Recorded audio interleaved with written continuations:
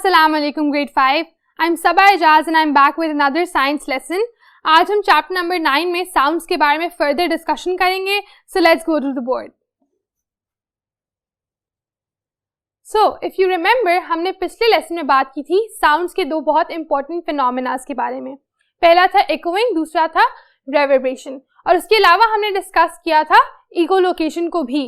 आज हम उससे एक स्टेप फर्दर जाने वाले हैं, लेकिन इससे पहले कि हम आगे जाएं मैं क्या चाहूंगी, आई वुड वांट कि हम डिस्कस कर लें वो पिछली दोनों बातें, क्योंकि वो आज हमारे काफी काम आ सकती हैं in understanding what, in understanding how music is made and how music works.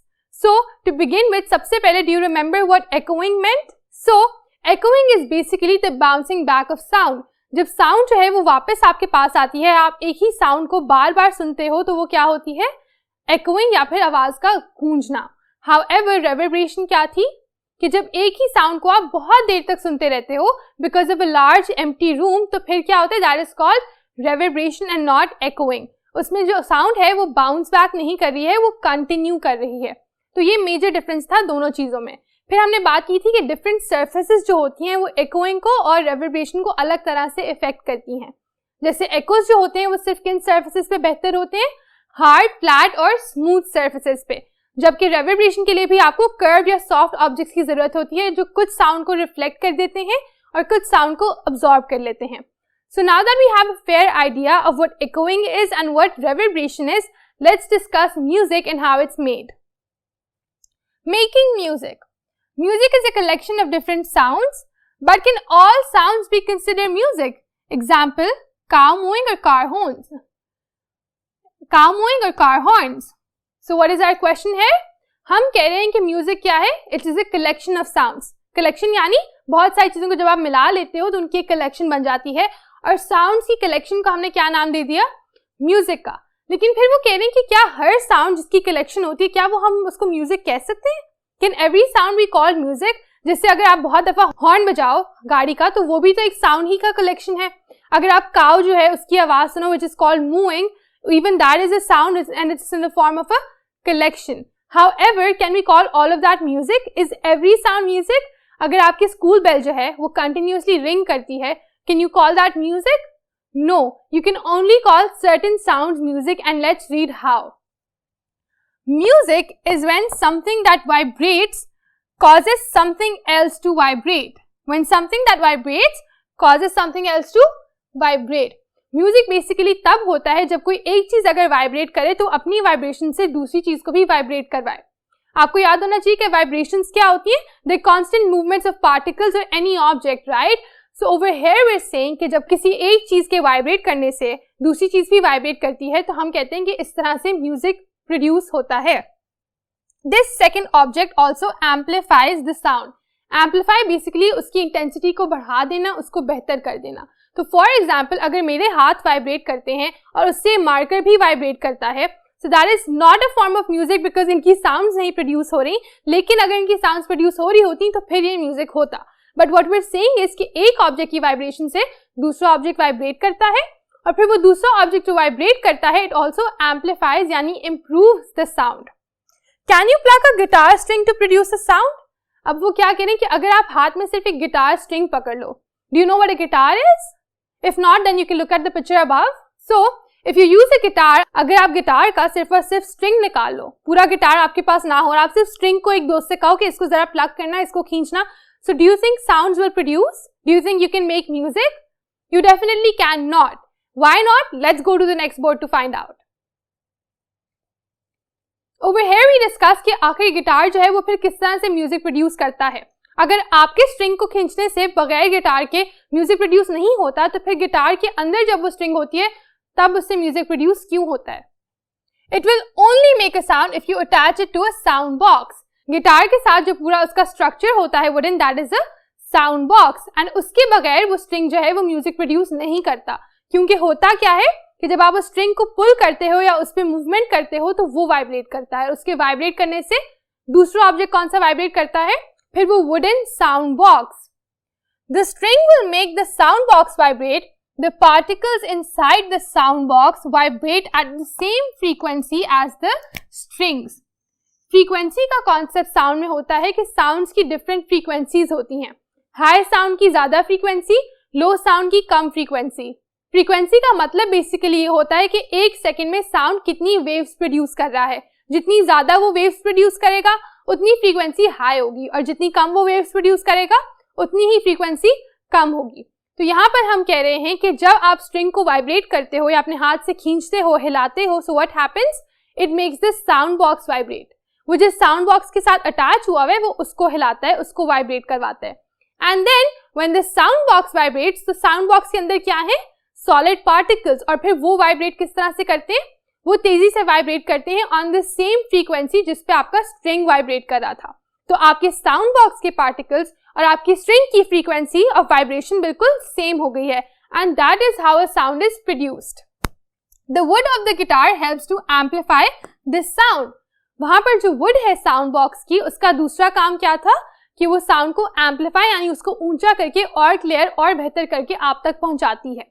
तो इसका प्रोसेस एक दफा फिर से डिस्कस करते हैं। क्या होता है, आप अपने हाथ में गिटार पकड़ते हो, आप उसकी स्ट्रिंग को वाइब्रेट करोगे, देन व्हाट हैपेंस, स्ट्रिंग के वाइब्रेट करने से उसका वुडन साउंड बॉक्स जो पूरा साइड पर है दैट वाइब्रेट्स। उसके वाइब्रेट करने से जो अंदर पार्टिकल्स हैं they vibrate at the same frequency as the strings, and eventually sound produce होती है, जो कि जो वुड है साउंड बॉक्स की वो उसको एम्पलीफाई करके आपके कानों तक या जो भी आपके इर्द गिर्द उनके ईयर्स तक पहुंचाती है। Different forces and lengths of vibration can create different musical notes.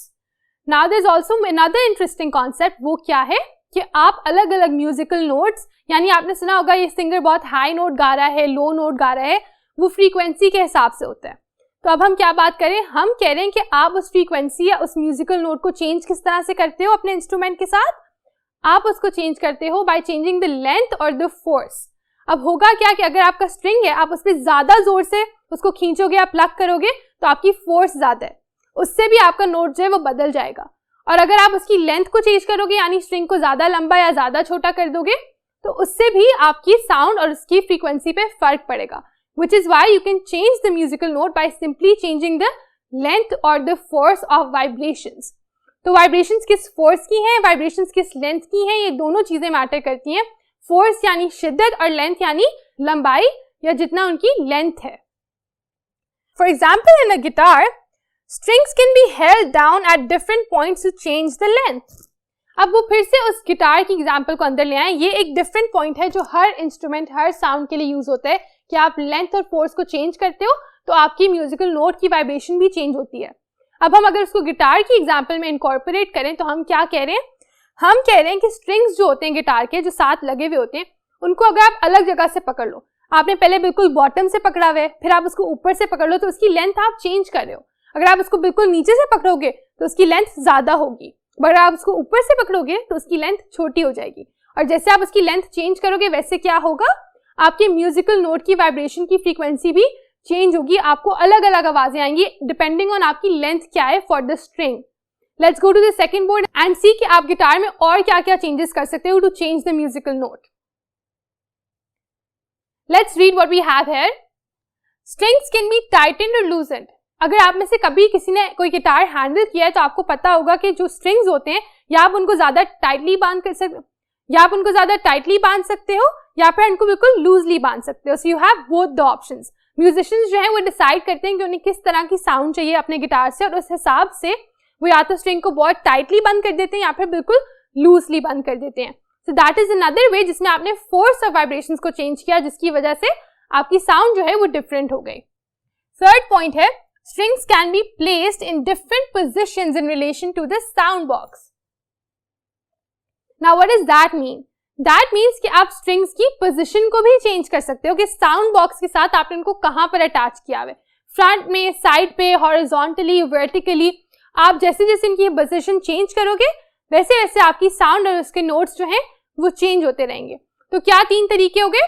पहला होगा कि आप string की length change कर दो by holding it in different places।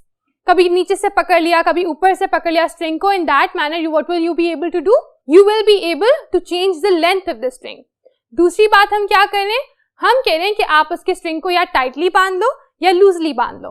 इस तरह से भी आप उसकी वाइब्रेशंस को चेंज कर सकते हो।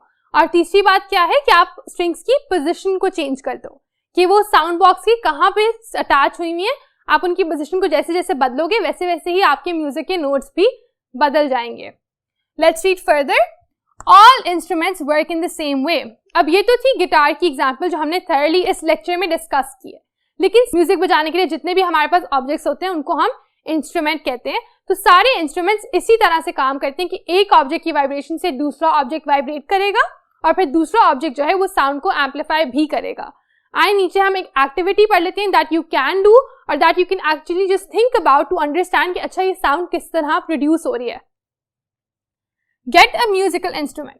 सबसे पहला तो आपने करना है कि कोई भी म्यूजिकल इंस्ट्रूमेंट लेना है, देखना है, या सिर्फ उसको मेंटली आप रिकॉल करें या फिर आप उसको इंटरनेट पे सर्च करें। उसके बाद explain in detail how it works. दूसरी चीज आपने क्या करनी है, आपने डिटेल में एक्सप्लेन करना है कि वो किस तरह से काम करता है और ये आपको कैसे पता चलेगा। चलिए हम एग्जाम्पल ले लेते हैं एक ड्रम की। अगर आपके हाथ में एक ड्रम होगा, व्हाट विल यू डू? आप ड्रम के साथ स्टिक्स होती हैं, है ना, तो आप एक्सप्लेन कर सकते हो कि जब आप स्टिक्स को ड्रम के ऊपर हिट करते हो तो स्टिक्स जो हैं वो वाइब्रेट करती हैं।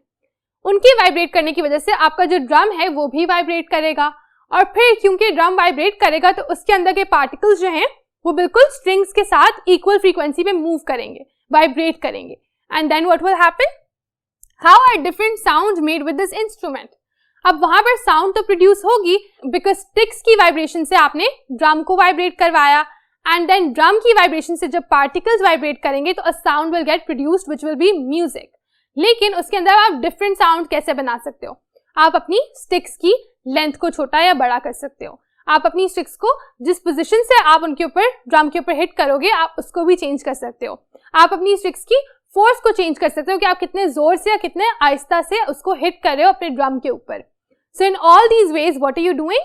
यू आर सीइंग कि इंस्ट्रूमेंट जो है वो म्यूजिक किस तरह से प्रोड्यूस कर रहा है and how are vibrations helping in making different kinds of sound from the same instrument. Now I hope that it is clear to you कि echoing क्या होता है, reverberation क्या होता है, echolocation क्या होता है, music किस तरह से बनता है and how different instruments work together to make different kind of sounds. I hope that this lecture was sufficient enough for you to understand कि music किस तरह से form होता है और different sounds how they come into play. But that's it for chapter number 9. Before we end this very short lesson, एक चीज रह गई है जो कि है रिव्यू एक्सरसाइज का question number 1 which I feel कि हम अभी स्टार्ट कर लेते हैं क्योंकि अगले लेक्चर में हमें काफी ज्यादा questions from your review exercise deal करने होंगे। तो ये क्वेश्चन पढ़ लेते हैं। Name 3 good conductors of heat. Very simple, आपने चैप्टर के शुरू में जो पहला यूनिट था दैट वाज अबाउट हीट और उसमें आपने क्या पढ़ा था? यू स्टडीड अबाउट कंडक्टर्स कि कौन से ऑब्जेक्ट्स जो हैं वो हीट को ट्रांसफर होने देते हैं, उनमें से वो हीट को कंडक्ट कर पाते हैं। और इसमें अगर आपने कोई से 3 नाम रखने हो तो you can mention any 3 metals और any 3 objects that can conduct heat. 3 examples that I can give you are iron, copper and silver. इसके अलावा भी कई ज्यादा ऑप्शंस हैं जो आपको इजीली अपने बुक से, हमारे पिछले लेक्चर से या इंटरनेट से मिल सकती हैं। आपने सिर्फ मेंशन करना है कि कौन से 3 कंडक्टर्स के बारे में आप यहाँ एग्जाम्पल दे सकते हो to answer this question. Now we are finally through with this lesson. Inshallah, I will see you in the next class and we will complete the remaining review exercise for chapter number 9. Take care of yourselves. Allah Hafiz.